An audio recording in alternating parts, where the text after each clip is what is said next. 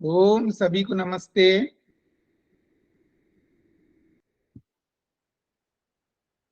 ओम का उच्चारण ओम।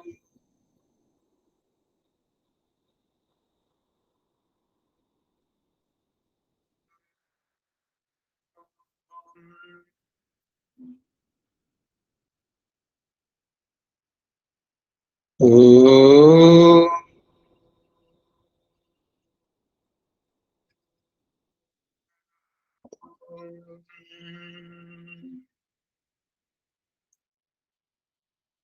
ओम।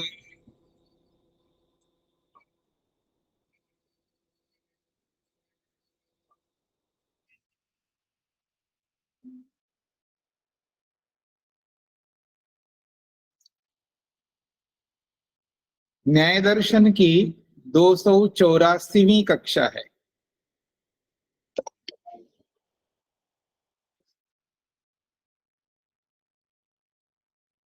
पांचवें अध्याय के दूसरे आहनिक के 5 सूत्र पूरे किए हैं।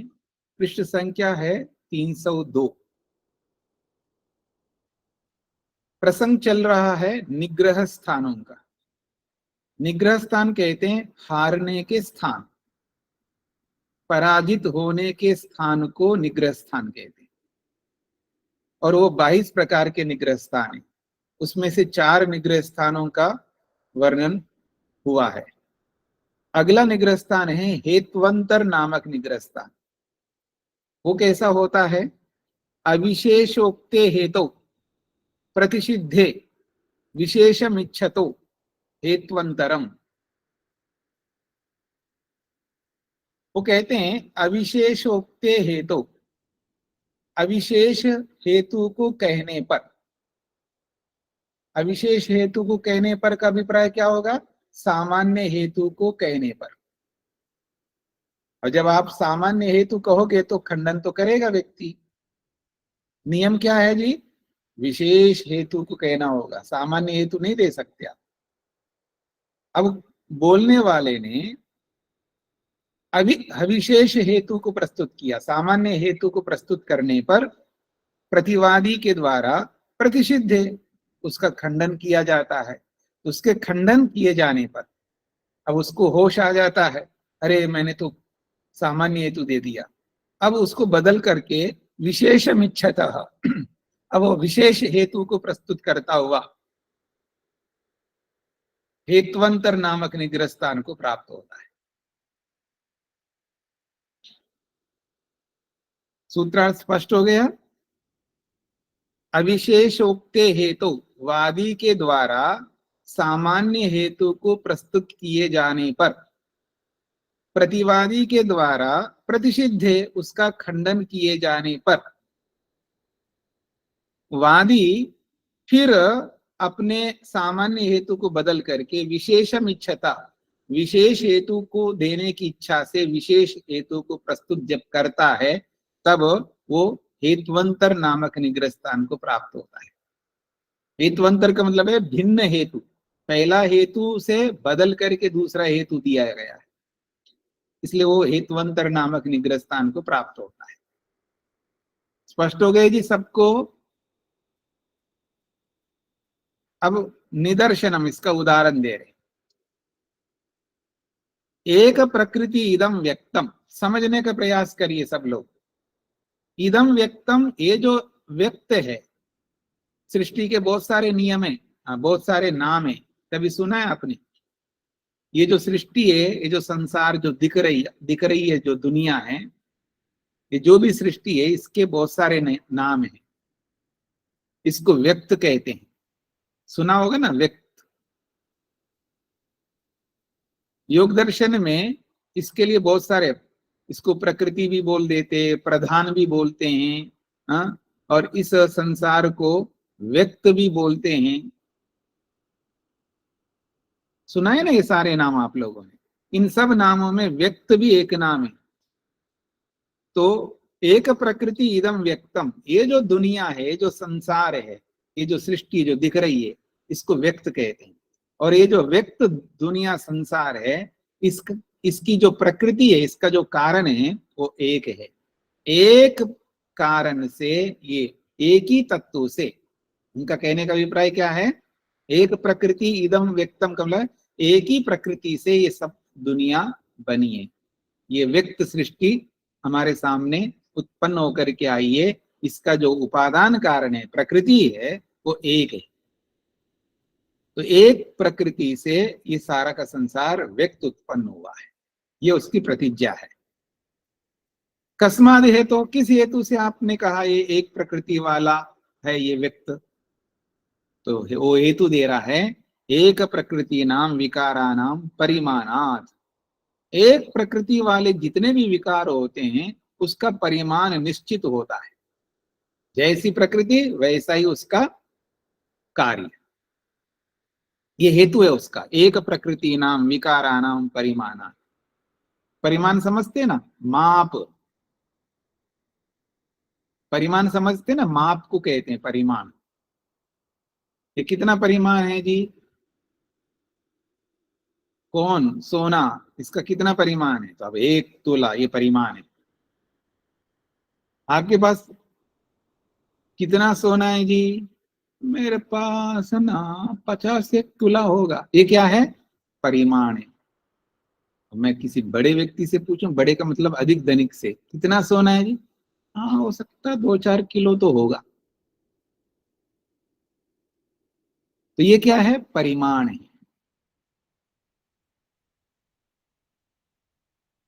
अब इस परिमाण के पीछे कारण क्या है, एक प्रकृति है। जितना बिस्किट था, जितना सोना, मूल सोना जितने परिमाण का है उतने ही परिमाण का कार्य बनेगा ना,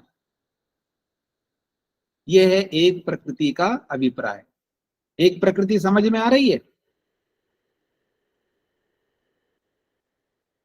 सोना तो समझ में आता है, सोना कुंडल के रूप में है, कानों में जो पहनते हैं, ऐसा ही होता है इसका मूल।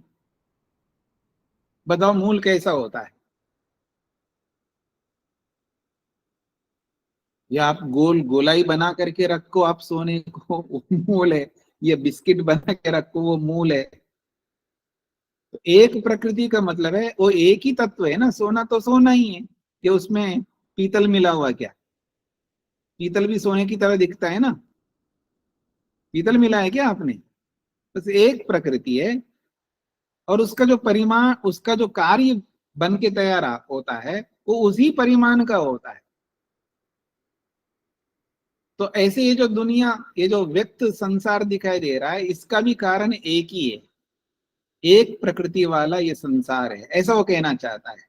जैसे एक प्रकृति वाला आभूषण होता है, एक प्रकृति वाला घड़ा होता है। हाँ जी, घड़ा लाया आप, गर्मी पड़ रही है आज जो है, हम जिस जगह पर बैठे हैं सुबह से लेके अभी तक, थोड़ी देर पहले तक बिजली नहीं थी, बिजली नहीं थी। क्या करे बताइए आप, और ऊपर से भयंकर गर्मी हो रही है यहाँ पर। और आपको बता दूं, मेरा कमरा ऊपर है, इसके ऊपर छत है और कुछ नहीं है, ऊपर से पड़ रही है, अगल बगल से पड़ रही है गर्मी, और बिजली नहीं, और इन्वर्टर बंद करके रखा मैंने। सुबह से चलने लगी तो अब तक तो नहीं चलती है ना, उसको कक्षा के लिए सेव करके रखना होता है ना, इसलिए उसको मैंने बंद कर दिया। 2:30 बजे यानी 2:45 कक्षा होती, उस समय मैंने उस इन्वर्टर को ऑन किया ताकि कक्षा ले सकूं। क्या बोल रहा था मैं, कहाँ पहुंच गया मैं, एक प्रकृति की बात हो रही है। जी अब घड़ा, गर्मी है, गर्मी की बात हो रही है, गर्मी है तो घड़ा ले आया जी, लाया जी, अरे वो बहुत छोटा घड़ा लाया, उसका जैसा एक प्रकृति है वो, जितनी मिट्टी का वो, जितनी मिट्टी थी उसी मिट्टी के अनुसार ही तो घड़ा बना है, ज्यादा मिट्टी लेते तो बड़ा घड़ा बनता। ये परिमाण इसका हेतु दिया है, एक प्रकृति का हेतु दिया है परिमाण होने से, यानी जैसा प्रकृति है वैसा ही उसका कार्य है, उतने ही परिमाण का बनता है, तो परिमाण हेतु बनाए ना। एक प्रकृति नाम विकारा नाम एक प्रकृति वाले जो भी कार्य पदार्थ है उसका निश्चित परिमाण होता है, ये हेतु है उसका। मृत पूर्वका नाम शरावादी नाम दृष्टम परिमाणम, जो मिट्टी पूर्वक जो शरावादी बनते हैं, मिट्टी से शराव बनता है, मिट्टी से घड़ा बनता है, मिट्टी से पता नहीं बहुत सारे पात्र बनते हैं, उनका परिमाण देखा जाता है। जैसी मिट्टी वैसा ही उसका परिमाण, अर्थात जितनी मिट्टी उतना ही उसका परिमाण होता है। इसलिए मैंने सोने का उदाहरण दिया है, आप लोगों को समझ में अच्छी तरह आ सके। जितना सोना उसके आभूषण भी उतने ही परिमाण के होंगे। यावान प्रकृतिर व्यूहो भवति, उसी को खोल के समझा रहे हैं। यावान प्रकृतिर व्यूहो भवति, जितना प्रकृति का व्यू होता है। अब देखिए, व्यू का मतलब है एक विशेष संरचना होती है ना, यानी अब मिट्टी जो है आपने इतना लोंदा लिया है, अब उतने लोंदे के हिसाब से ही घड़ा बनेगा। तो अब वो इतना आपको दिख रहा है, इतना व्यू है, इतना विशेष, अब उसको लोंदा बनाना पड़ता है ना। पहले मिट्टी तो बिखरा हुआ है, उसमें पानी मिला करके एक थोड़ा सा एक नमूना वाला आकृति लाना होगा, नमूने टाइप का, यानी उसको गोल करना पड़ेगा आपको। तो जितना प्रकृति का व्यू होता है, जितनी आकृति होती है प्रकृति की, उसी आकृति के अनुरूप उसका घड़ा बनेगा। जितनी मिट्टी होगी उसी आकृति के आधार पर उसका घड़ा बनेगा। यावान प्रकृतिर व्यूहा भवति तावान विकारा, और उसका विकार उतना ही बनता है। जैसे जितना सोना का व्यू होता है, जिस अंश में वो रहता है, उसका जब आभूषण बनेगा उसी के परिमाण के अनुसार होगा।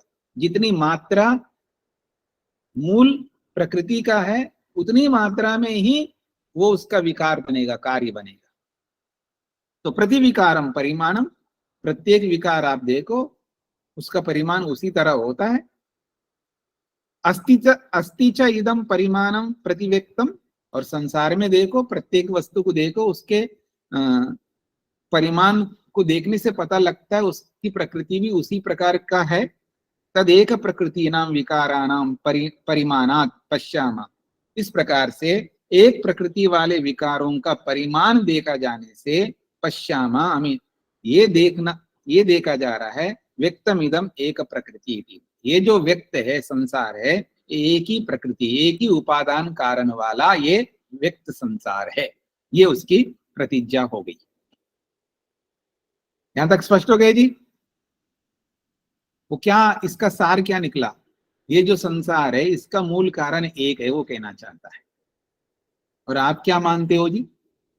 आपका क्या सिद्धांत है? एक है या अनेक है? भीमसेन जी बताएंगे।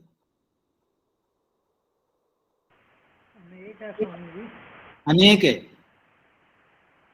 अच्छा, तो आप मानते हैं अनेक, एक प्रकृति तो नहीं मानते हैं, अनेक प्रकृति मानते हैं ना। अस्य व्यभिचारेण प्रत्यवस्थानम, अब इसका व्यभिचार दिखा करके खंडन करता है प्रतिवादी। माइक बंद करिएगा। ठीक उत्तर दिया आपने, इसलिए मैंने आपको कुछ बोला नहीं है। अस्य व्यभिचारेण प्रत्यवस्थानम, अब प्रतिवादी इसको व्यभिचार दिखा करके, उसके हेतु में व्यभिचार दिखा करके प्रत्यवस्थानम खंडन करता है। नाना प्रकृति नाम एक प्रकृति नाम च विकारानाम दृष्टम परिमाणम। वो कहता भले आदमी, आपने जो हेतु दिया है कि एक प्रकृति के ही परिमाण देखे जाते हैं, ऐसा नहीं है।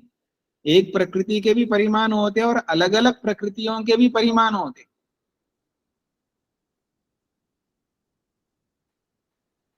समझ रहे क्या बोला है? एक प्रकृति मतलब जिसका उपादान कारण एक है, जैसे सोना, उसी से कार्य बन गए कुंडल आदि, उसका भी परिमाण होता है। और जिस जिस प्रकृति में अनेक प्रकृतियां होती है, आटा भी होता है, या सूजी मान लो आप, कोई आप में से आटे से बनाते हैं, कोई आप में से सूजी से बनाते हैं। सूजी अलग है, चीनी अलग है, घी अलग है, पानी अलग है, अलग अलग प्रकृति हो गए ना। वो जितनी मात्रा में लेते हो ना, हलवा बन करके जब तैयार होता है उतनी मात्रा में बनता है ना। ये तो आप सबको समझ में आता है। हाँ जी, हलवा बनाना है। कितना बनाना है जी? जी लोग तो है जी, 100 लोग है। 100 लोगों के लिए कितना चाहिए जी? 100 लोगों के लिए 4 किलो घी चाहिए जी। 4 किलो घी है तो उसी के अनुसार सूजी चाहिए जी। उसी के अनुसार जो है इतना मीठा चाहिए और इतना पानी चाहिए, उसके लिए जितना जितना चाहिए आप सबको समझ में आता होगा। फिर उन सबको इकट्ठा करो, अलग अलग प्रकृति है, और वो अलग अलग प्रकृति जितनी मात्रा में है जब उस तैयार हो गए उतने किलो का ही होगा ना वो, ये बढ़ जाएगा। तो अलग अलग प्रकृतियों का भी परिमाण देखा जा रहा है और एक प्रकृति का भी परिमाण देखा जा रहा है, तो आपका हेतु तो विचार को प्राप्त हो गए ना, ये कहना चाहता है। तो नाना प्रकृति नाम एक प्रकृति नाम चा, अलग अलग प्रकृतियों के भी और एक प्रकृति के भी विकारों में एक जैसा परिमाण देखा जाने से आपका हेतु अनेकांतिक है। एवं प्रत्यवस्थिते, जब इस प्रकार से खंडन प्रतिवादी जब करता है तब वादी आह कहता है। क्या कहता है? एक, अब हेतु को बदल रहा है, याद रखना। एवं प्रत्यवस्थिते, ऐसा प्रतिवादी के द्वारा खंडन करने पर आह वादी कहता है, एक प्रकृति समन्वये सति शरावादी विकाराणाम परिमाण दर्शनात्। अब हेतु को उसने बदल दिया, एक प्रकृति के साथ में समन्वय शब्द का जोड़ा है। एक प्रकृति मतलब एक जैसी प्रकृति का समन्वय होने पर, भले आप अनेक ले आओ लेकिन उसका समन्वय, उसका कॉम्बिनेशन बिठाना पड़ता है। एक प्रकृति समन्वय, एक प्रकृति का मतलब एक जैसी प्रकृति होगा, उसका समन्वय करना पड़ेगा। भले 2-3 ले आओ आप, देखिएगा समन्वय नहीं करोगे तो हलवा कैसा बन जाएगा जी? बनेगा ही नहीं। बनेगा तो है, क्यों नहीं बनेगा? मतलब 4 किलो घी है तो 4 किलो सूजी लिया और 4 किलो ही पानी लिया है, फिर हलवा बना लो, बन तो जाएगा लेकिन आप खा नहीं सकते उसको। अथवा 4 किलो सूजी, 4 किलो घी और उसके अनुरूप जितना पानी होना चाहिए उससे 4 गुना अधिक पानी डाला, फिर हलवा तो नहीं बनेगा। क्या बनेगा? वो सूप की तरह बनेगा,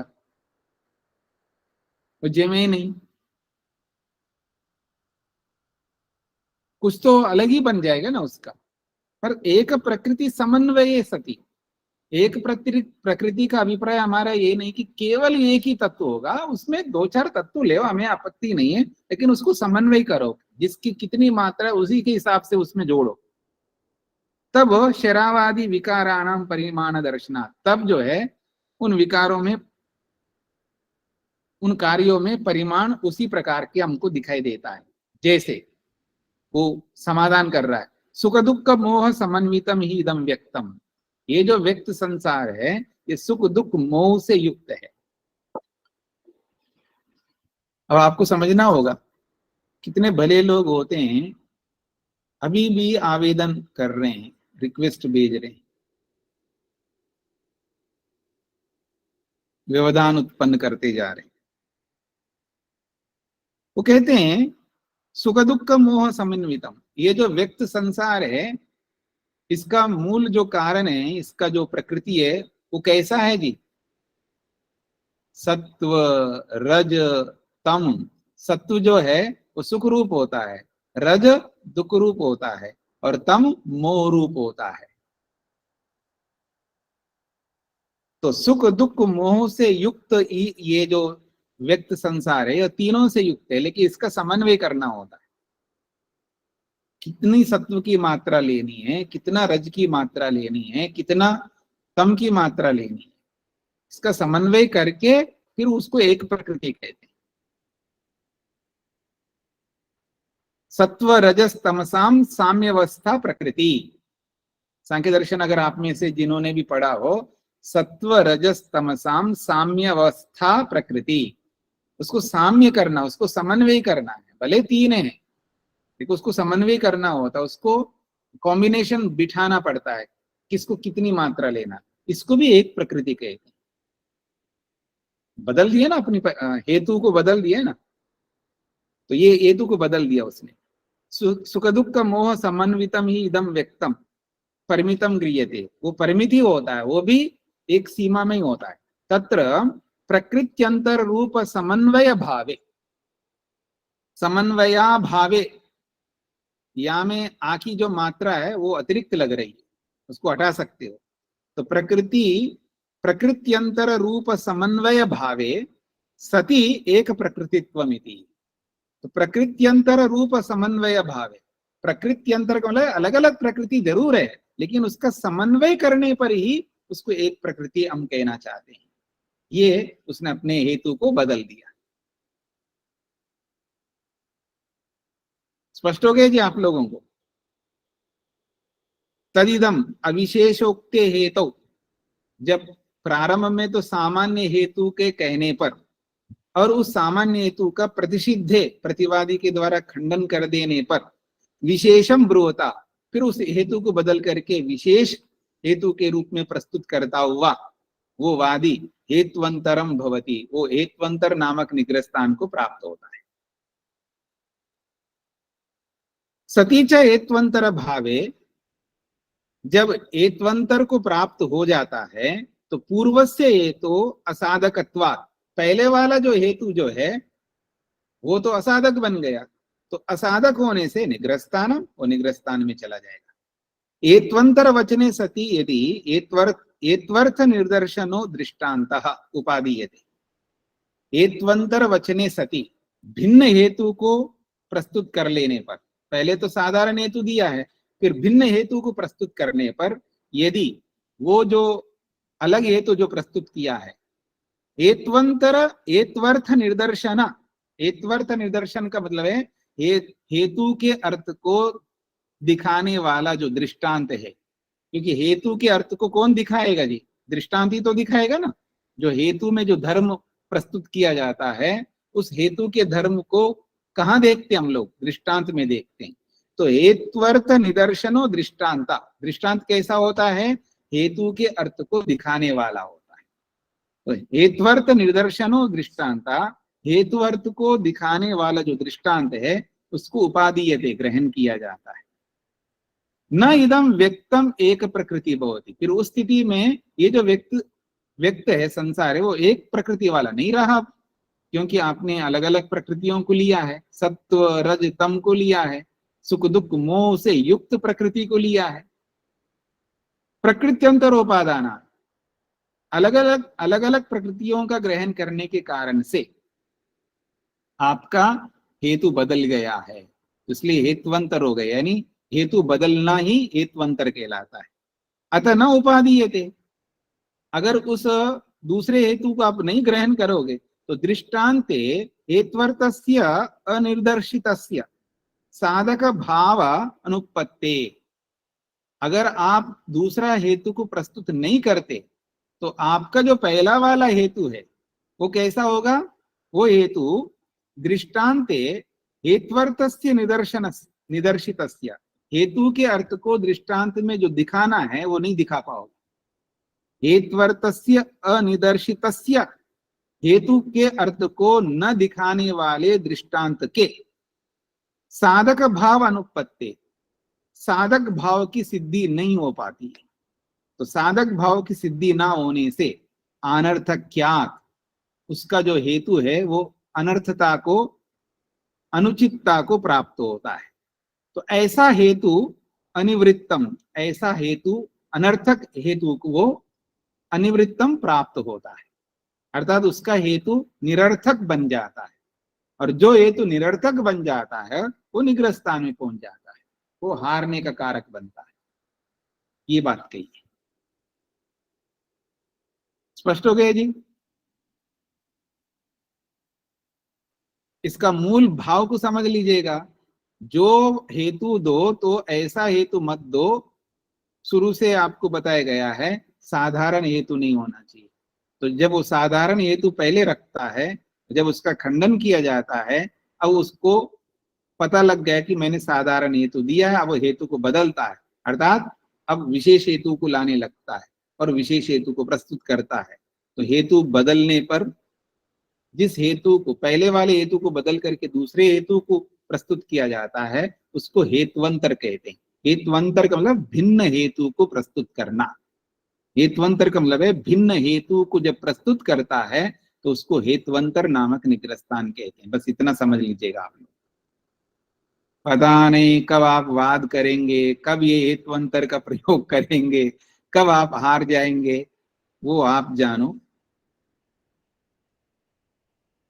आगे बढ़े जी। स्पष्ट हो गया आप सब लोगों को हेतुअंतर निग्रह स्थान क्या होता है। अब आइए 7वां सूत्र। इसमें अर्थांतर नामक निग्रह स्थान को बताया जा रहा है। अर्थांतरम नामक निग्रह स्थान वो कैसा होता है? अर्थांतर नामक निग्रह स्थान कहते हैं प्रकृताद अर्थात अप्रतिसंबद्धात, प्रकृताद अर्थात अप्रतिसंबद्धार्थम, प्रकृत अर्थ से, प्रकृत अर्थ का मतलब है जो प्रकरण में जो अर्थ चल रहा है, प्रकरण में जो विषय प्रस्तुत किया जा रहा है, उससे अप्रतिसंबद्धार्थम का मतलब है उससे असंबद्ध बात को लेकर के बोलते जाना। इसको अर्थांतर नामक निग्रह स्थान कहते हैं। पहले सिद्धांत के तौर पर समझ लीजिए क्या कहना चाह रहे हैं। प्रकृतात् अर्थात, प्रकृत का मतलब जो प्रकरण में चल रहा है, प्रकरण में जो भी चल रहा है, जो आप प्रतिज्ञा करते हैं वही प्रकरण है, और उस प्रकरण में जो आप प्रतिज्ञा करते हैं उस प्रतिज्ञा के विरुद्ध बातों को कहते जाना, इसको कहते हैं प्रकृताद अर्थात। प्रकृत अर्थात प्रकरण में जो अर्थ चल रहा है, जो प्रतिज्ञा चल रही है, उससे अप्रतिसंबद्धार्थम, उससे असंबद्ध बातों को बोलना, उससे न मिलने वाले बातों को बोलना अर्थांतर नामक निग्रह स्थान कहते हैं। सूत्रार्थ स्पष्ट हो गया? अब उदाहरण देखिएगा। यथोक्त लक्षणे पक्ष प्रतिपक्ष परिग्रहे, यथोक्त लक्षण का मतलब है, यथोक्त लक्षण समझ रहे हैं आप लोग क्या होता है? यथोक्त लक्षण का मतलब है जहां वाद, जल्प और वितंडा में ये यथोक्त लक्षण बोला है। यथोक्त लक्षण वो होता है कि एक वादी होता है, एक प्रतिवादी होता है, एक वादी अपने पक्ष को रखता है और प्रतिवादी उसका खंडन करके फिर अपने पक्ष को रखता है, इसको कहते हैं यथोक्त लक्षण। यथा उक्त लक्षण यथोक्त लक्षण, मतलब वाद का जैसा लक्षण होता है या जल्प का जैसा लक्षण होता है या वितंडा का जैसा लक्षण होता है, उस लक्षण के अनुरूप परस्पर चर्चा होने पर, तो यथोक्त लक्षण के प्रस्तुत करने पर पक्ष प्रतिपक्ष परिग्रहे, तो उस यथोक्त लक्षण में क्या करना होता है? पक्ष और प्रतिपक्ष को स्वीकार कर लेना होता है। मैं आपके पक्ष को स्वीकार करता हूं, सामने वाला कहता मैं भी आपके पक्ष को स्वीकार करता हूं। अब सारी बातें मेरे को वाद, जल्प और वितंडा के लक्षण बताना होगा, ये मैं नहीं चाहूंगा, आप स्वयं समझ लो।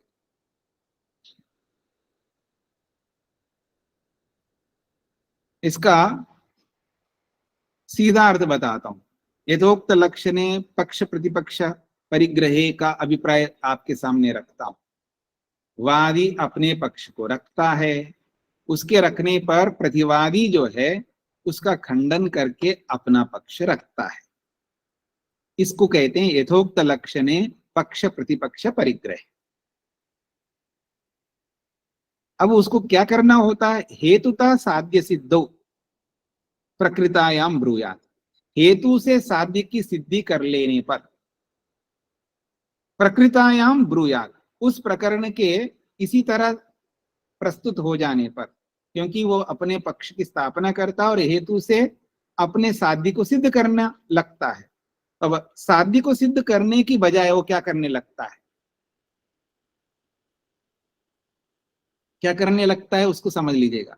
नित्यः शब्दः, वो क्या रख रहा है अपने पक्ष को? शब्द नित्य है, ये करता है, पक्ष रखा है। ये क्या होता है? प्रतिज्ञा है। प्रतिज्ञा ही उसका पक्ष है। अब हेतु दे रहा उसके लिए, अस्पर्शत्वाद इति हेतु, अस्पर्श वाला शब्द होने से ये हेतु है। अब उसको ये नहीं सूझ रहा है कैसा उदाहरण देना चाहिए और उस उदाहरण में इस हेतु के धर्म को कैसे दिखाना पड़ेगा, ये उसको सूझ नहीं रहा है। अब उसके आगे प्रतिज्ञा तो कर डाली और हेतु भी दे दिया, अब उसको सटीक उदाहरण देना कोई खेल नहीं है, उसके अनुरूप उदाहरण देना होगा और उस उदाहरण में हेतु के धर्म को दिखाना होगा। ये समझ में नहीं आ रहा है उसको। जब समझ में नहीं आया तो क्या करता है, कुछ ना कुछ बकना है उसको, मोटी भाषा में अनर्गल कुछ बोलना है। वो अब बोलता है देखो जी, हेतु उसको कहते हैं। अब हेतु को समझाने लग रहा है, हेतु किसको कहते हैं, हेतु क्या होता है।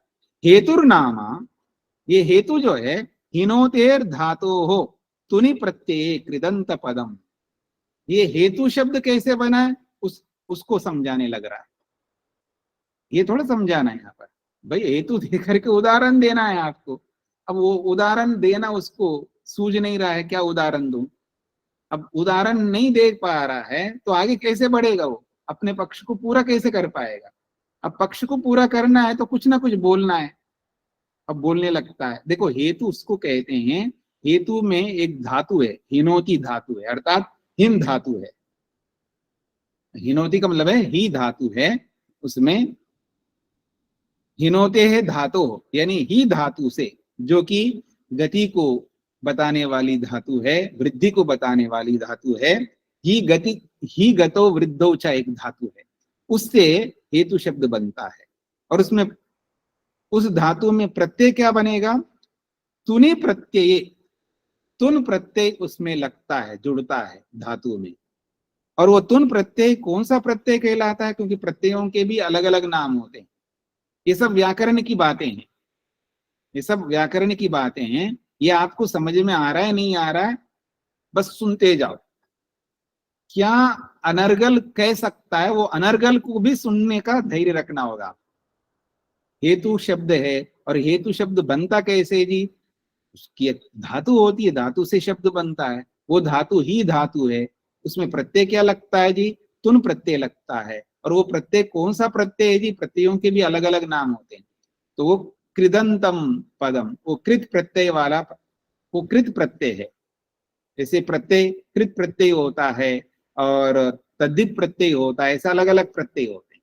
तो ये कृत प्रत्यय, हेतु में जो प्रत्यय लगा वो कृत प्रत्यय है। तो ही धातु से कृत प्रत्यय, जो तुन प्रत्यय जोड़ने से ये कृदंत पद हेतु शब्द बना है।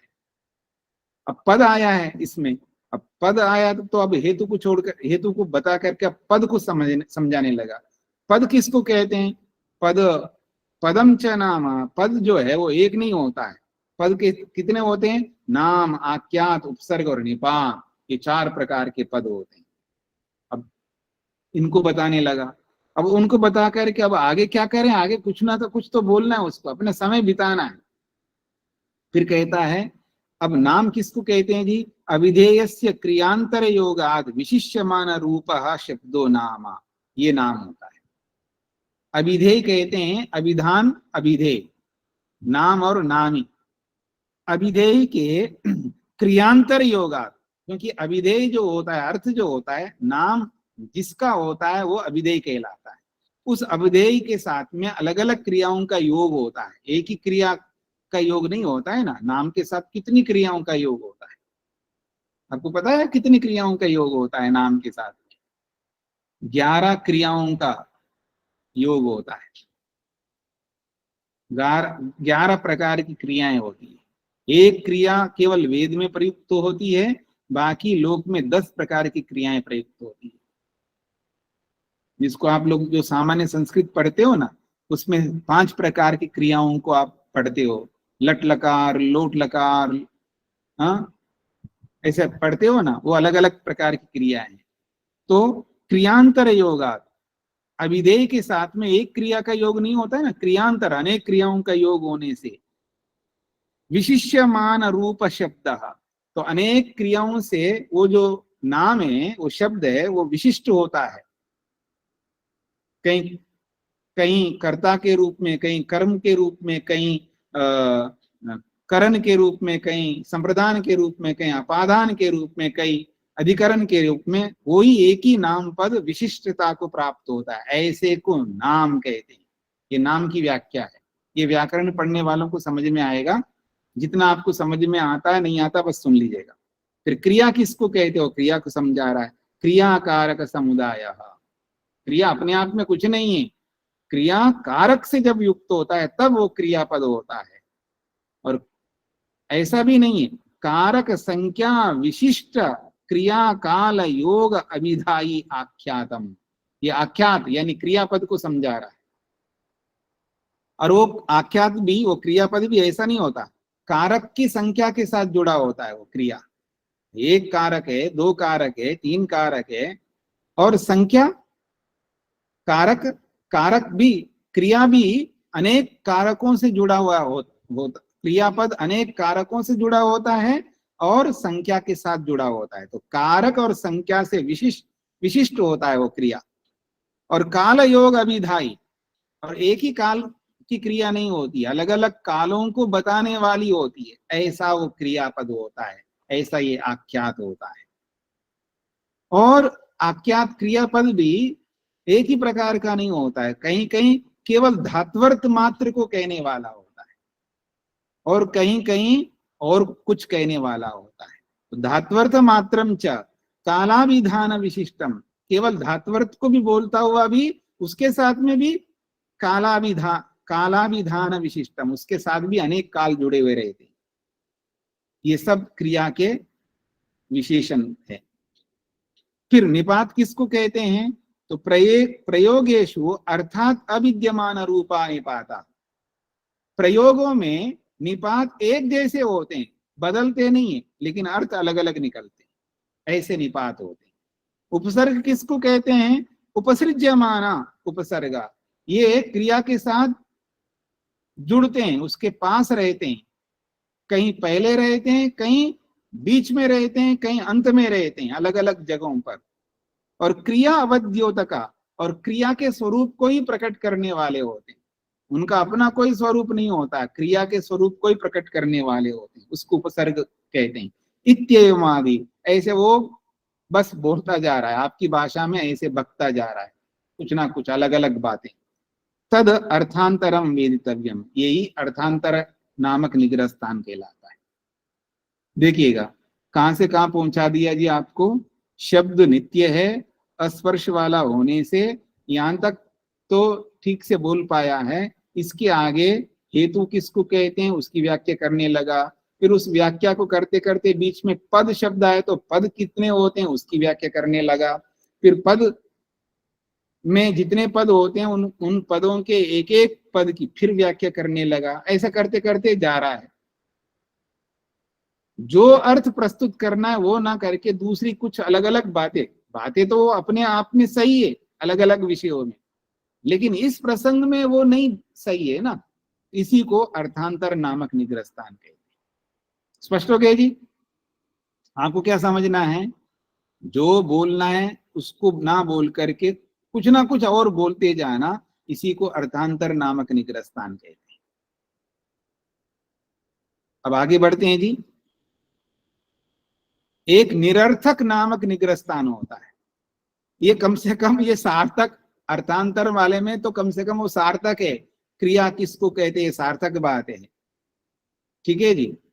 और जो जो बातें कही है भले वो सार्थक है लेकिन वो अर्थांतर है, यानी प्रयोजन से हट करके। अब अगले सूत्र में तो निरर्थक नामक निग्रह स्थान है, मतलब आप क्या बोल रहे हैं उसका कोई आगे पीछे कोई अर्थ ही नहीं निकल सकता, ऐसी बातों को भी बोलता है लगता है। ये जो वाद जल्प वितंडा करते हैं ना, तो उसमें जब सामने वाले का उत्तर नहीं बनता है, सामने वाले का सटीक हेतु नहीं बनता है, सामने वाले के लिए सटीक उदाहरण नहीं बनता है और सटीक प्रतिज्ञा नहीं किया हुआ होता है, तो वो फंसता है बेचारा। फिर वो अब वो तरकीब लगाने लगता है, ये न के न प्रकार से जिस किसी भी रीति सामने वाले के सामने टक्कर देना है मेरे। आप लोग देखते नहीं है सास बहू के झगड़ों में, एक में कोई तथ्य नहीं होता है लेकिन उसको बोलना होता है, तो चुप रहूंगी तो उसको समझ में आएगा ये तो इसने तो मान लिया हम इसकी गलती है, और गलती मानना नहीं है, और उत्तर है ही नहीं उसके पास में। फिर देखना फिर वो क्या बोलती जाती है, ये कौन सास नहीं जानती इसको अच्छी तरह जानती है, कौन बहू नहीं जानती अच्छी तरह जानती है, कौन पति नहीं जानता अच्छी तरह जानता है, और कौन पत्नी नहीं जानती अच्छी तरह जानती है, सब जानते हैं इनको। तो यही चीजें बताई जा रही है। देखिए, वर्ण क्रम निर्देशवत निरर्थकम, जैसे वर्णों का क्रम होता है ना, अ ई उ, जो भी स्वरों का अपना क्रम होता है, व्यंजनों का भी अपना क्रम होता है, क ख ग घ, जैसे वर्णों को क्रम से जैसे निर्देश करता है, उसी के समान क्रम वर्ण क्रम निर्देशवत, जैसे वर्णों के क्रम का निर्देश होता है, उसी के समान वर्णों का निर्देश तो कर रहा है, लेकिन वो निरर्थक निर्देश कर रहा है, उसको निरर्थक नामक निग्रहस्थान कहते हैं। ये था, अब उदाहरण से आपको समझ में आएगा। नित्य शब्द, शब्द नित्य है, वो कौन है शब्द? कचटतपा, कचटतपा ये शब्द है। का मतलब है कवर्ग है, चा का मतलब चवर्ग है, टा का मतलब टवर्ग है, ता का मतलब तवर्ग है, पा का मतलब पवर्ग है। 5 वर्ग होते हैं ना, 5 वर्गों को बोलने का एक स्वरूप है कचटतपा। ये सब शब्द है, ये सब नित्य है। क्यों नित्य है? तो हेतु दे रहा है, जबगढ़ दशत्वात, जबगढ़ दशत्वात ये हेतु है उसका। हाँ। उदाहरण क्या है जी? वो उदाहरण दे रहा है, जभय गढ़ दशवत, जभय गढ़ दशवत, ये उसका उदाहरण है। मैं इसलिए हंस रहा हूं, ये व्याकरण वाले अच्छी तरह समझ सकते हैं इस बात को, जो व्याकरण पढ़ने वाले ना, वो ये इन इन अनर्गल बातों को, ये निरर्थक बातों को अच्छी तरह समझते हैं। वो निरर्थक भी क्या निरर्थक बोल रहा है। शब्द नित्य है, कचटतपा शब्द नित्य है, ये प्रतिज्ञा उसकी। हेतु है जग जबगढ़ दशत्वात, ये हेतु है। और उदाहरण क्या है? जभय गढ़धशवत, ये उदाहरण। ये सब वर्ण है, देखिए ये सब व्याकरण में पाणिनि के सूत्र हैं, और इन सूत्रों में बहुत बड़े अच्छे अच्छे सिद्धांत बताए गए हैं। पर कचटतपा को सिद्ध करने के लिए जबगढ़ दशत्वात ये हेतु कोई बन नहीं सकता। मतलब कचटतपा शब्द के नित्यता के लिए जबगढ़ दश जो शब्द बोले हैं, ये कोई हेतु नहीं बन सकते, क्योंकि वो भी शब्द हैं वास्तव में देखा। और जो उदाहरण के रूप में जभय गढ़दश जो दिया है, वो भी शब्द हैं। स्पष्ट हो रहा है जी? अब मैं आपको समझाना चाह रहा हूं यहीं पर, कचटतपा ये भी शब्द है जो कि प्रतिज्ञा के रूप में रखा है, और हेतु के रूप में ज ब ग ड दश त्वात, ये तो पंचमी विभक्ति लगाना पड़ता है ना हेतु में, इसलिए पंचमी विभक्ति लगाई इसने।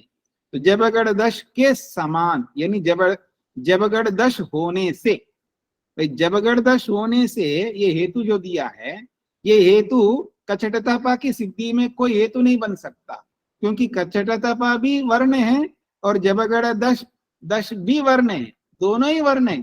तो हेतु भी प्रतिज्ञा के अंतर्गत आ रहा है। फिर उदाहरण जो दिया है जभय गढ़दश, वो भी वर्ण है, वो भी शब्द है, तो उदाहरण भी प्रतिज्ञा के अंतर्गत जा रहा है। जो उदाहरण दिया वो भी प्रतिज्ञा के अंतर्गत जा रहा है, और जो हेतु दिया वो भी प्रतिज्ञा के अंतर्गत आ रहा है। तो ये निरर्थक ही तो बोल रहा है ना। एवं प्रकारम निरर्थकम, इस तरह का बोलना ये निरर्थक है, क्योंकि कचटतपा इन शब्दों की सिद्धि में जबगढ़ दश ये शब्द हेतु के रूप में कभी नहीं बन सकते, और उदाहरण के रूप में जभय गढ़दश ये भी उदाहरण के रूप में नहीं बन सकते। इनमें न साध्य साधन भाव है, न साधनपन है। इस प्रकार से निरर्थक बोलना, यही निरर्थक नामक निग्रहस्थान है। अब कह रहे हैं अभिधान अभिधेय भाव अनुपत्तो, इसमें अभिधान और अभिधेय ना, अभिधान और अभिधेय का स्वरूप ही सिद्ध नहीं हो रहा है। अभिधान और अभिधेय, अभिधान का मतलब है नाम और अभिधेय का मतलब है अर्थ। नाम और नामी, जो भी नाम बोल रहे हो उसका जो अर्थ है, तो नाम और नामी का संबंध होता है ना, तो इसमें नाम और नामी का संबंध ही सिद्ध नहीं हो रहा है। प्रतिज्ञा में जो रखा है, इस प्रतिज्ञा की सिद्धि के लिए जो हेतु देना चाहिए, उस हेतु का स्वरूप ही सिद्ध नहीं हो रहा है। ये यूं समझ लीजिएगा, नाम और नामी का, नाम तो कुछ और है और नाम ही कुछ और है। नाम कुछ बोला जा रहा है और उसका अर्थ कुछ और निकल रहा है, तो दोनों का परस्पर संबंध नहीं है ना। तो अभिधान और अभिधेय का परस्पर सिद्ध नहीं हो पा रहा है। तो अभिधान अभिधेय भाव अनुपत्तो, नाम और नामी का स्वरूप ही सिद्ध नहीं हो रहा है। अर्थगते अभावात, और इसमें अर्थ का स्वरूप ही नहीं है। जो हेतु में जो बोला जा रहा है, उस हेतु में जो धर्म है, उस धर्म का अर्थ इस प्रतिज्ञा के साथ जुड़ ही नहीं रहा है।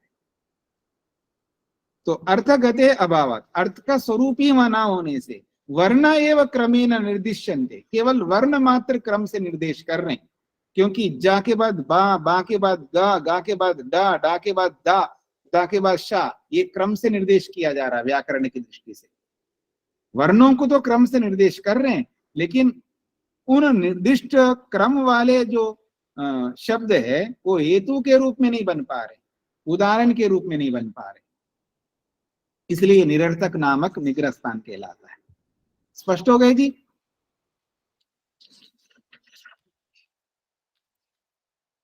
अब 9वां सूत्र देखिएगा, अविज्ञातार्थक नामक निग्रह स्थान है। अविज्ञातार्थक, अविज्ञातार्थक निग्रह स्थान उसको कहते हैं जब कोई वादी अपने पक्ष को रखता है, उस पक्ष में क्या बोल रहा है ये न तो निर्णायकों को समझ में आ रहा है, ना उसका जो प्रतिवादी है उसको समझ में आ रहा है। इसको कहते हैं अविज्ञातार्थक नामक निग्रह स्थान। फिर बोल रहा हूं मैं, मेरी ओर देखिएगा। इसमें एक वादी होता है, एक प्रतिवादी होता है। तो दो, कोई भी बोल सकता है। जो बोलने वाला है वो जो बोल रहा है क्या बोलता है जी? प्रतिज्ञा को बोलता है, हेतु को बोलता है, उदाहरण को बोलता है, मुख्य चीज है। प्रतिज्ञा क्या प्रतिज्ञा है समझ में नहीं आ रहा है हमको, सुनने वालों। सुनने वाले दो होते हैं वहां पर, एक तो निर्णायक और एक उसके विरोधी पक्ष वाला। ना तो निर्णायकों को समझ में आ रहा है आप क्या प्रतिज्ञा कर रहे हो, क्या हेतु दे रहे हो, क्या उदाहरण दे रहे हो, और ना उसके प्रतिद्वंदी जो दूसरा है उसको समझ में आ रहा है। तो अविज्ञात अर्थ वाला उसका पक्ष है, यानी समझ में ना आने वाला पक्ष है, ये निग्रह स्थान को प्राप्त होता है। ये कब करता है ऐसा? ये तब होता है जब सामने वाला जब हमारे सामने खड़ा होगा है, उससे मैं लड़ नहीं सकता, पहले से जोश में बोल दिया देखूंगा आपको, आ जाओ मैदान में उतरो, दिखाऊंगा अभी, मैं कोई कम नहीं हूं। ये कौन बोल रहे हैं? पति बोल रहा है, पत्नी बोल रही है, सास बोल रही है और बहू बोल रही है। जो भी हमारे संबंध है ये सब हम यही करते रहते, पहले तो ताव में आ जाते हैं, अहंकार में आ जाते हैं। हाँ, अच्छा सास ऐसा बोल रहे, अभी दिखाऊंगी मैं उसको, ऐसा कैसे हो सकता है, और जोश में तो कह दिया है। अब जब सास जब अपने कारण रख रही है, अब वो उसका समाधान नहीं कर सकती। अब समाधान नहीं कर सकती, उसको पता है इसने ठीक पकड़ा है जी मेरी गलतियों को, अब मैं क्या उत्तर दूं। अब उसको कुछ ना कुछ बोलना है, अब उसके पास समाधान तो है ही नहीं है, क्योंकि जो भी बोला जा रहा है सास के द्वारा हो या बहू के द्वारा हो, आप मत समझना मैं सास सही है और बहू गलत है, कोई भी दोनों में से कोई भी बोल सकते हैं ऐसे। तो जब सामने वाले चाहे वो सास हो या बहू हो, अब उसके पास सटीक समाधान है ही नहीं, तो क्या करेगी वो? कुछ ना कुछ गड़बड़ करेगी, ताकि कुछ तो बोलना होगा, चुप रहेंगे तो हार जाएंगे। नहीं जी ऐसा था वैसा था, ऐसा कुछ ना कुछ बोल रही है, नहीं ऐसा नहीं था ऐसा, लेकिन क्या बोल रहे हो समझ में नहीं आ रहा है। मतलब कुछ तो बोलती जा रही है लेकिन क्या बोल रही है सामने वाले को समझ में नहीं आ रहा। अब चिल्ला तो रही है, बोल तो जा रही है, लेकिन क्या बोल रही है वो सामने वाले को समझ में नहीं आ रहा है। तो ये जो समझ में ना आने वाले को अविज्ञात अर्थ कहते हैं। विज्ञात का मतलब है समझने वाला अर्थ है, और अविज्ञात अर्थ का मतलब है ना समझने वाला अर्थ है।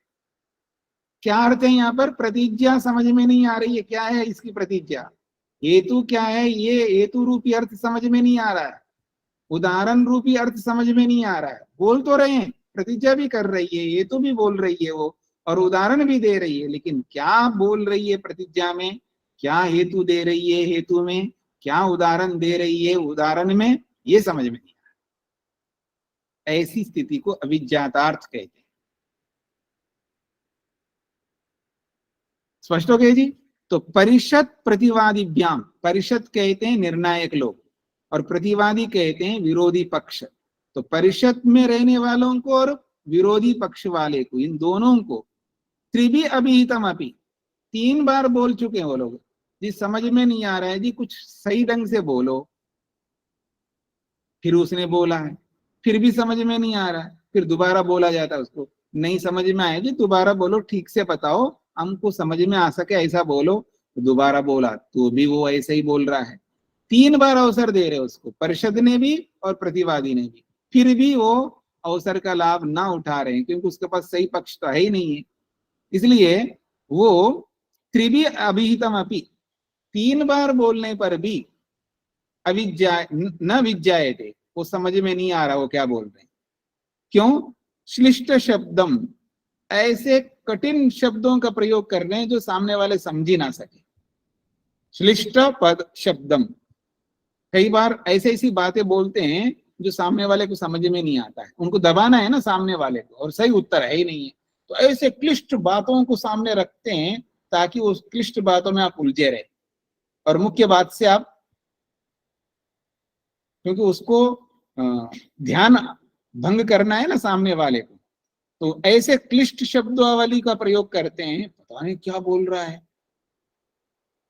शायद पता नहीं ज्यादा पढ़ा लिखा लग रहा है कि कुछ पता नहीं साइंस की क्या बातें बोल रहा है, मेडिकल की क्या बातें बोल रहा है, और बोल तो ऐसा रहा है कुछ मेडिकल के कुछ वर्ड्स तो वर्डिंग तो ले रहा है, लेकिन वो क्या बोल रहा है, जैसे आजकल अलग अलग रोग बताते हैं ना,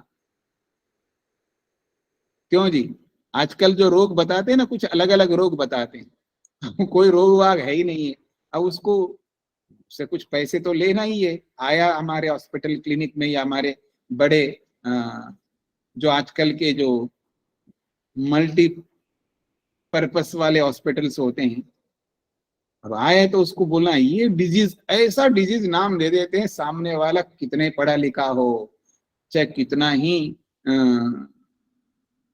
इंटेलेक्चुअल हो, चाहे कैसा भी आदमी हो, वो स्वयं डॉक्टर तो नहीं है, बस ये जरूर है, बाकी कितनी योग्यताओं वाला हो, अब उसके सामने डॉक्टर वो रोग बता देता है, ऐसा बता देता, नाम ही ऐसा दे देता है, अब मेरे को नाम भी याद नहीं आ रहे, कुछ ऐसे ऐसे बड़े ऐसे नाम होते, अब वो सामने वाले को समझ में ही नहीं आए जी, फिर दोबारा बताने क्या आप कहना चाहते, समझ में नहीं आ रहा है, 2 बार बोलो 3 बार बोलो तो भी नहीं समझ में आ रहा। एक डॉक्टर का तो उदाहरण दिया है, जैसे डॉक्टर ऐसे ऐसे नाम देता है तो पेशेंट को समझ में नहीं आ रहा होता है, या पेशेंट के अभिभावक जो होते हैं उनको समझ में नहीं आ रहा होता, तो ये जो बाबूजी है जो अपने पक्ष को रखने वाला, वो भी ऐसे ही रखता है,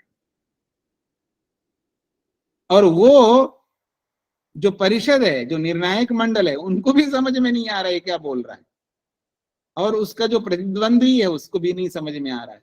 तो प्रतिद्वंदी के द्वारा और परिषद के द्वारा उसको 3 अवसर दे रहे हैं कि आप दोबारा बोलो, दोबारा बोला तो भी नहीं हो पाया, ऐसे 3 बार बोलने पर भी समझ में नहीं आ रहा है, तब ऐसा बोलने वाला अविज्ञातार्थ नामक निग्रह स्थान में पहुंच जाता है, ये कहना चाहते हैं। वो अविज्ञातार्थ क्यों बन रहा है तो श्लिष्ट शब्दम, वो बहुत कठिन शब्दावली का प्रयोग कर रहा है, और अप्रतीत प्रयोगम, और ऐसे शब्दों का प्रयोग कर रहा है जो लोक में प्रचलित ही नहीं है, न समझने योग्य वाले शब्दों का प्रयोग कर रहा है, अथवा अति द्रुतोच्चरितम, इतने शीघ्रता से बोल रहा है कि सामने वालों को समझ में नहीं आ रहा है, कुछ लोग होते हैं ना, आप देख सकते हैं, इतनी तीव्रता से बोलते हैं। अभी मैं भी थोड़ा सा तीव्रता से बोल रहा हूं, अभी मैं भी थोड़ा तीव्रता से बोल रहा हूं, लेकिन इतनी तीव्रता से नहीं बोल रहा हूं लोग आपको समझ में ना जाए। अब मैं धीरे से एक एक शब्द को बोलने वाला नहीं हूं, क्योंकि बहुत बोल लिया है, अब तो समाप्ति की ओर है। तो ये सारी शब्दावली जो है, निग्रस्तानों का नाम पहली बार सुन रहे हैं, लेकिन उसके बीच में आने वाली जो शब्दावली है वो सब आप पढ़ चुके होते हैं, इसलिए मैं धीमे से शांति से नहीं प्रस्तुत कर सकता, तो आपको पकड़ना है। और ऐसा तो नहीं बोल रहा हूँ कि क्या शब्दावली है आपको पकड़ में नहीं आ रही, इतनी तीव्रता से भी नहीं बोल रहा हूँ, लेकिन कुछ लोग बहुत तीव्रता से बोलते हैं, उनकी शब्दावली क्या बोल रहे हैं यही पकड़ में नहीं आता है, तो द्रुत गति से बोल रहा है। इत्येवम आदिना, ऐसे कारणों से तद अविज्ञातम, वो जो कही जा रही है वो समझ में नहीं आ रहा होता है, तो ऐसे प्रस्तुत करने को अविज्ञातार्थ नामक निग्रहस्थान कहते हैं। ये क्यों ऐसा करता है उसका कारण बता रहे, असामर्थ्य संवरणाय, अपने असामर्थ्य को छुपाने के लिए ऐसा कर रहा होता है। असामर्थ्य संवरणाय प्रयुक्तमिति, अपने असामर्थ्य को छुपाने के लिए ऐसे ऐसे शब्दों का प्रयोग करता है। तो ऐसा अगर प्रयोग करता है तो उसको अविज्ञातार्थ नामक निग्रहस्थान कहते हैं।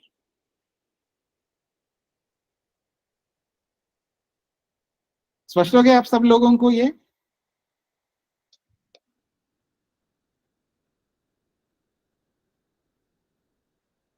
अब एक और निग्रहस्थान है जी 10वें सूत्र में, उसका नाम है अपार्थकम नामक निग्रहस्थान। अपार्थकम का मतलब है पूर्व पर का कोई लेना देना है, जिसको आप बोलते हैं ना कहीं का ईंट कहीं का रोड़ा, आगे क्या बोलते हैं? भानुमति ने कुनबा जोड़ा। पूरा वाक्य बोलिए एक बार।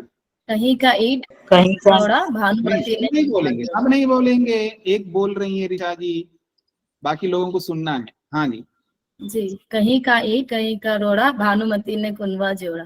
हाँ, कहीं का ईंट कहीं का रोड़ा भानुमति ने कुनबा जोड़ा।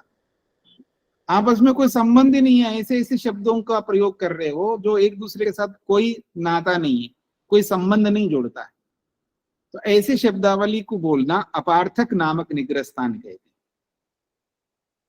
वो कैसा होता है? पूर्व अपर योगात, पूर्व अपर अयोगात, पूर्व और पर का परस्पर योग ना होने से।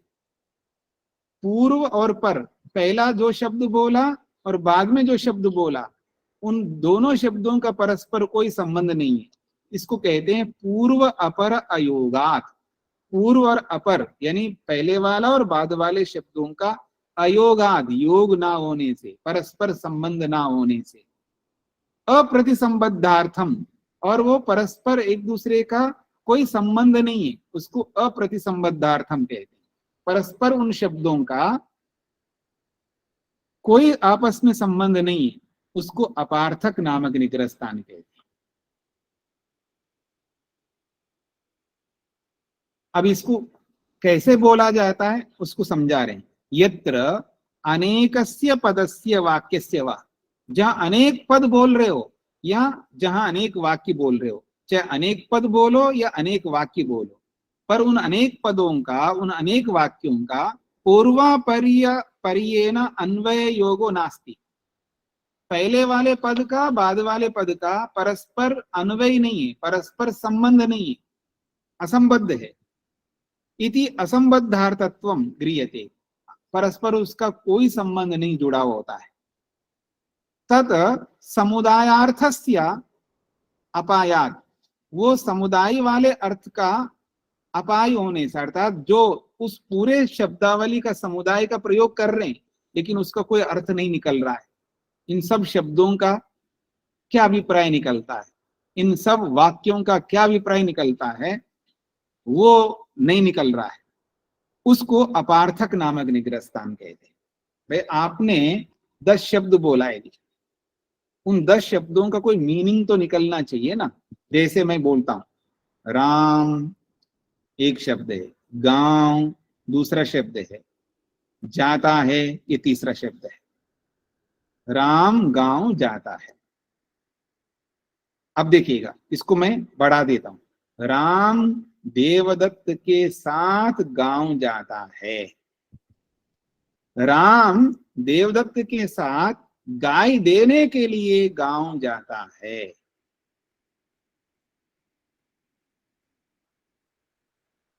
राम देवदत्त के साथ गाय देने के लिए घर से गांव जाता है।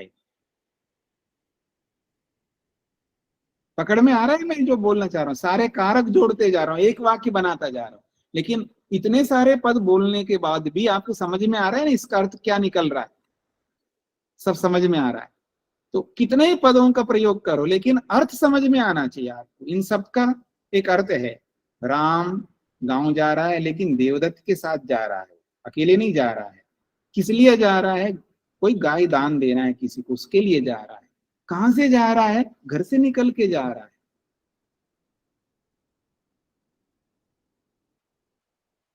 क्या देना जा रहा है? गाय को देना जा रहा है। संबंध भी जुड़ रहा है। कहां पर देगा? गांव का जो चौपाल होता है उस चौपाल पर जाकर के देगा, क्योंकि सब देख सके।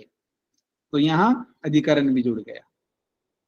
कर्ता, कर्म, करण, संप्रदान, अपादान, संबंध, अधिकरण सब जुड़ जा रहे हैं। वाक्य एक ही बनता जा रहा है। इतने सारे शब्द बोलने के बाद सबका परस्पर एक दूसरे के साथ संबंध है। इसको तो संबंध वाले ये अच्छा है। अब कितने ही पद बोलते जाओ, लेकिन परस्पर सब शब्द जुड़े हुए। अब मैं बोलता हूं, अब आप संबंध कैसे जोड़ के कैसे क्या अर्थ निकाल सकते हो, निकाल के दिखाना। वही बोल रहे हैं यहां पर। यथा, जैसा कि दश दाढ़ीमानी, तो देखिए 10 अनार है जी। षड अपूपा, ये 6 जो है पुए हैं जी। पुआ पुआ पुए क्या बोलते हैं आप? और कुंडम, ये कुंड है जी। अजाजिनम, ये अजाजिनम जो है उसको कहते हैं ना बकरी का चर्म है। अजाजिनम का मतलब है बकरी का चर्म है। पलल पिंड, ये मांस का टुकड़ा है जी। अतः रोरुकम एतत्, रोरुक कहते हैं ये क्या कहते हैं आप, एक रुरु नामक वो जो राम ने किसको मारने के लिए दौड़ पड़ा था जी? सीता ने बोला था। हाँ जी, हिरण को। हाँ हिरन। तो रुरु नामक एक हिरन होता है जी। हिरन भी अलग अलग प्रकार के होते हैं।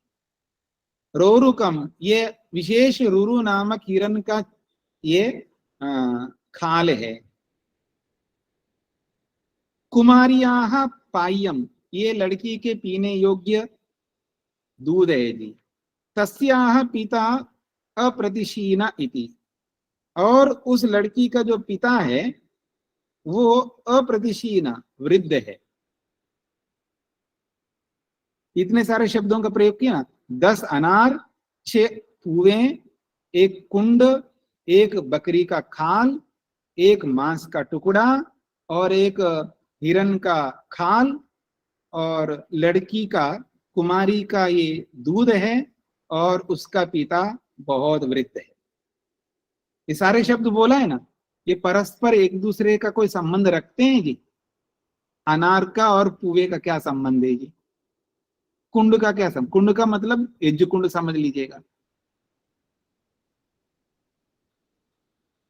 या अग्नि कुंड समझ लीजिएगा, जहाँ चूल्हा जलाया जाता है।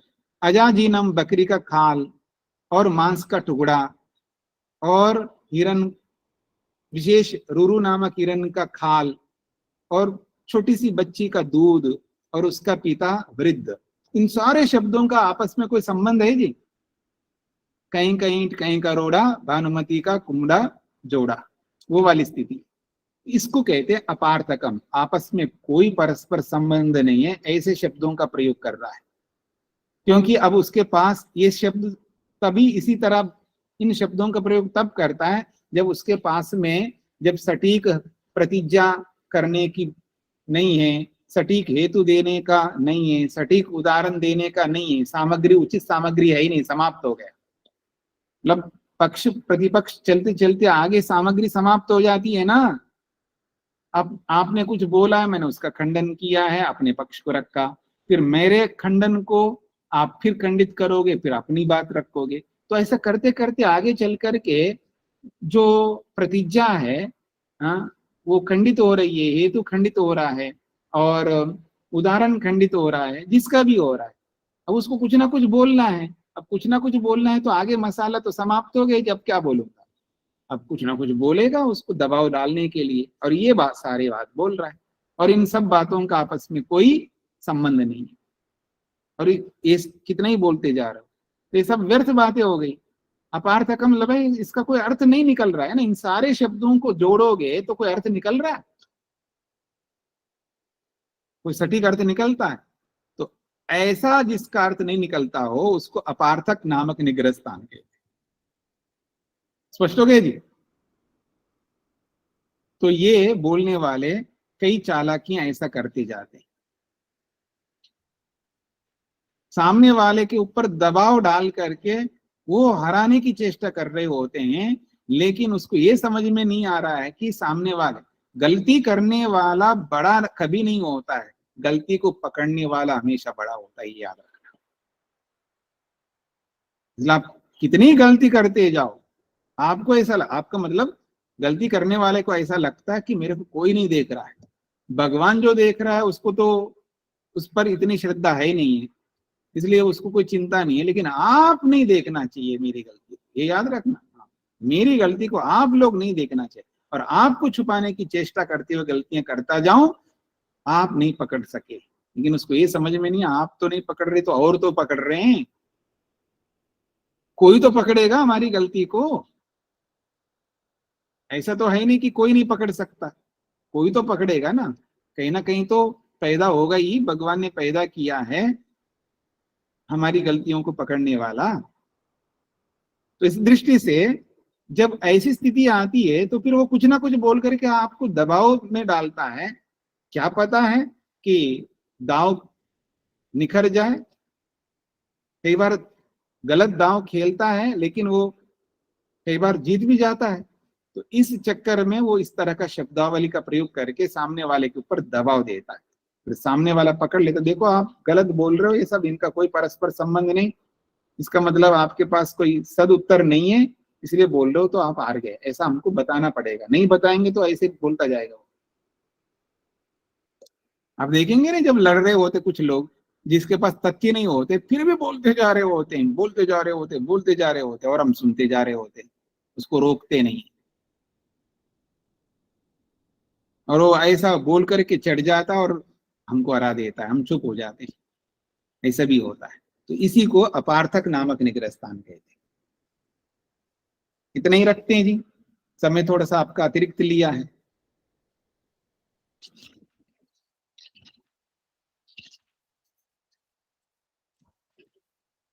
ओम शांति शांति शांति।